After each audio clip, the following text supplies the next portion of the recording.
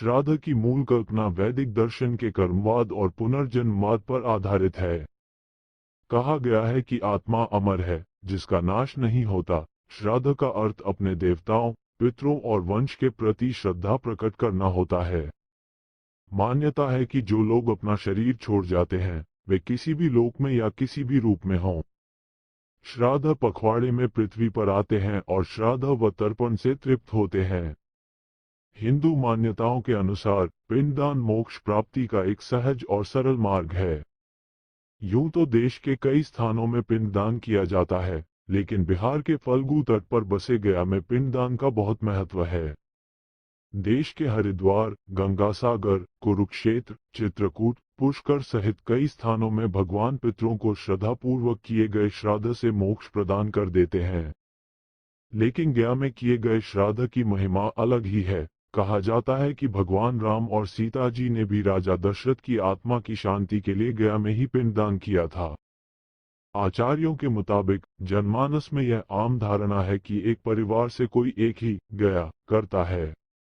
गया करने का मतलब है कि गया में पितरों को श्राद्ध करना, पिंडदान करना। गरुड़ पुराण में लिखा गया है कि गया जाने के लिए घर से निकलने पर चलने वाले एक एक कदम पितरों के स्वर्गारोहण के लिए एक एक सीढ़ी बनते जाते हैं। गया को विष्णु का नगर माना गया है। यह मोक्ष की भूमि कहलाती है। विष्णु पुराण और वायु पुराण में भी इसकी चर्चा की गई है। विष्णु पुराण के मुताबिक गया में पिंडदान करने से पूर्वजों को मोक्ष मिल जाता है और वे स्वर्ग चले जाते हैं। माना जाता है कि स्वयं विष्णु यहाँ पितृ देवता के रूप में मौजूद हैं। इसलिए इसे पितृ तीर्थ भी कहा जाता है। गया के पंडा रामानंद कहते हैं कि फल्गु नदी के तट पर पिंडदान किए बिना पिंडदान हो ही नहीं सकता। पिंडदान की प्रक्रिया पुनपुन नदी के किनारे से प्रारंभ होती है। ऐसे तो प्रतिपदा से पिंडदान किया जाता है, परंतु पूर्णिमा से भी कई लोग पिंडदान करने लगते हैं। पौराणिक मान्यताओं और किंवदंतियों के अनुसार भस्मासुर के वंश में गयासुर नामक राक्षस ने कठिन तपस्या कर ब्रह्मा जी से वरदान मांगा था कि उसका शरीर देवताओं की तरह पवित्र हो जाए और लोग उसके दर्शन मात्र से पाप मुक्त हो जाएं। इस वरदान के मिलने के बाद स्वर्ग की जनसंख्या बढ़ने लगी और प्राकृतिक नियम के विपरीत सब कुछ होने लगा। लोग बिना भय के पाप करने लगे और गयासुर के दर्शन से पाप मुक्त होने लगे। इससे बचने के लिए देवताओं ने यज्ञ के लिए पवित्र स्थल की मांग गयासुर से मांगी।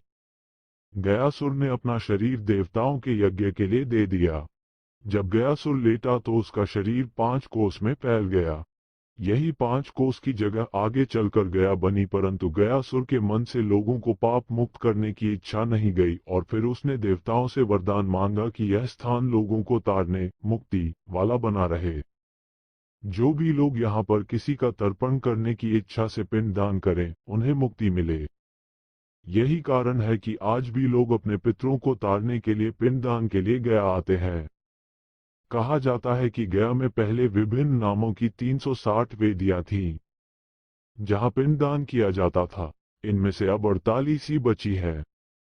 हालांकि कई धार्मिक संस्थाएं उन पुरानी वेदियों की खोज की मांग कर रही हैं। वर्तमान समय में इन्हीं वेदियों पर लोग पितरों का तर्पण और पिंडदान करते हैं। पिंडदान के लिए प्रतिवर्ष गया में देश विदेश से लाखों लोग आते हैं।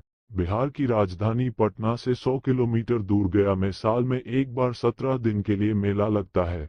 इसे पितृपक्ष मेला कहा जाता है। पितृपक्ष में फल्गु नदी के तट पर विष्णुपद मंदिर के करीब और अक्षयवट के पास पिंडदान करने से पूर्वजों को मुक्ति मिलती है।